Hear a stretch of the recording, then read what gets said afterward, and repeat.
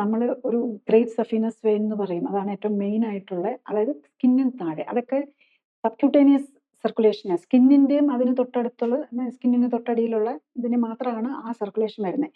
അതായത് നമ്മൾ ഈ കാണുന്ന തടിച്ചിരിക്കുന്ന രക്തക്കൊള്ളികൾ കാരണം അത് 10% ഓഫ് ദ സർക്കുലേഷനെ കാലിന് വേണ്ടിയിട്ട് ചെയ്യുന്നത്. ബാക്കി മേജർ 90% ഡീപ്പ് വെയിൻസ് ആണ്, അതായത് മസിലിനകത്തൂടെ. അപ്പൊ ഈ മസിലിനകത്തൂടെ പോകുന്ന വെയിനും ഈ നമ്മളുടെ വാൽവുകളുണ്ട്, അതിലും ഡാമേജ് വരുന്നുണ്ട്.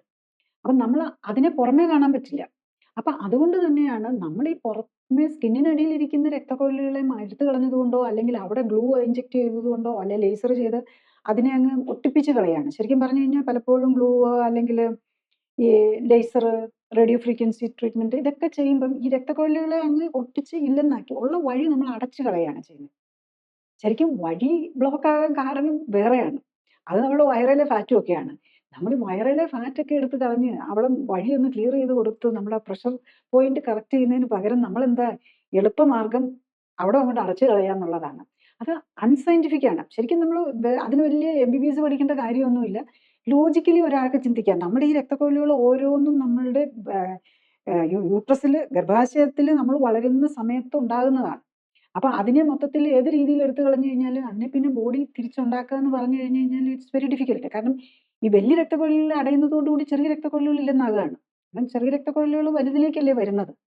പിന്നെ അതിന്റെ ഫംഗ്ഷനും കൂടെ ഡീപ്പ് വെയിൻസ് എടുക്കാനായിട്ട് നോക്കും. നമ്മുടെ ബോഡി ഒത്തിരി സഫർ ചെയ്യാനും ഒത്തിരി അഡ്ജസ്റ്റ് ചെയ്യാനും ഒക്കെ ഇല്ലെങ്കിൽ എടുത്തു കളഞ്ഞാൽ എന്ത് ചെയ്യാനും വേറെ ഏതെങ്കിലും രീതിയിൽ അതിനെ കൊണ്ടുപോയി പിന്നെ ഡീപ്പ് വെയിനിലേക്ക് കൊടുക്കാനേ പറ്റുള്ളൂ. അപ്പൊ ഈ സ്മോൾ രക്തക്കൊള്ളികൾ സംഭവം അതിന് ഡീപ്പ് വെയിനിലേക്കൊക്കെ കൊടുക്കാനായിട്ടുള്ള ശ്രമം നടത്തും. അവിടെയും പക്ഷെ നമ്മുടെ മെക്കാനിസത്തിൽ പ്രശ്നമാണ്, നമ്മുടെ മെറ്റബോളിസത്തിൽ പ്രശ്നമാണ്, നമ്മുടെ ബോഡി ബിൽഡിങ്ങിലുള്ള പ്രശ്നമാണ് ഇത് വരുന്നത്. അപ്പം പുതിയതുണ്ടാക്കുന്ന രക്തക്കൊള്ളികൾക്കും ഈ സെയിം ഡാമേജ് വരും. അതാണ് നമ്മുടെ പ്രോബ്ലം വരുന്നത് ഇതിനകത്ത്. അതുകൊണ്ട് തന്നെയാണ് വെരിക്കോസ് വെയിൻസ് ഉള്ളവർ കഴിയുന്നതും നമ്മൾ സർജറികൾ ചെയ്യാതെ അങ്ങേയറ്റത്ത് എത്തിക്കാതെ നോക്കുക. രജിസ്റ്ററിനെ അതവിടെ ഇരുന്നോട്ടെ, അതെന്തോ കോസ്മെറ്റിക് ഇഫക്റ്റ്, അങ്ങനെയല്ല. നമ്മളുടെ രക്തക്കൊള്ളികൾക്ക് ഡാമേജ് വരുന്നുണ്ട്. വെരിക്കോസ് വെയിൻസ് വരുന്നവർക്ക് പല രക്തം കട്ട പിടിക്കാനുള്ള സാധ്യത, ഹാർട്ട് അറ്റാക്ക് വരാനുള്ള സാധ്യത, സ്ട്രോക്കിനുള്ള സാധ്യത ഒക്കെ കൂടുതലാണെന്നുള്ളത് നമ്മൾ മനസ്സിലാക്കണം. അപ്പം നമ്മളതിനെ രക്തക്കൊഴലിനെ അങ്ങ് ഏതെങ്കിലും രീതി സർജിക്കലി റിമൂവ് ചെയ്തോ അല്ലെ അടച്ചു കളഞ്ഞോ ആ തടിപ്പില്ലെന്നാക്കിയത് കൊണ്ട് നമ്മുടെ പ്രോബ്ലം തീരെയില്ല. അപ്പൊ അതിന്റെ റൂട്ട് കോസ് ഏത് ഫുഡാണ് നമുക്ക് പറ്റാത്തത്, അതെന്താണെന്ന് കണ്ടുപിടിക്കണം. അതുപോലെ എക്സസ് ഫാറ്റ് ഉണ്ടെങ്കിൽ അത് കളയാൻ, അത് ഇമ്മ്യൂൺ സിസ്റ്റം തെറ്റിക്കുന്നത്. ഈ പ്രഷർ എഫക്റ്റ് മാത്രമല്ല ഈ ഫാറ്റ് കൂടുമ്പോൾ ഉണ്ടാകുന്നത്. ഈ ഫാറ്റ് ആണ് ആക്ച്വലി നമ്മുടെ ഇമ്മ്യൂൺ സിസ്റ്റത്തെ കൺട്രോൾ ചെയ്യുന്നത്. കൂടുതൽ അറിയാൻ ലിങ്ക് ക്ലിക്ക് ചെയ്യുക. കൂടുതൽ വീഡിയോകൾക്കായി സബ്സ്ക്രൈബ് ബട്ടൺ അമർത്തുക.